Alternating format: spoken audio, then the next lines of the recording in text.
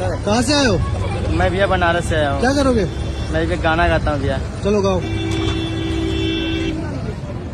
मेहनत कई के तनो रुपया कमईबा, अरे अचरा के सुख बबुआ अरे कतही न पैबा, अरे सपना न होई कब पूरा आए बबुआ, माई बिना जिंदगी अधूरा ए बबुआ, माई बिना जिंदगी अधूरा।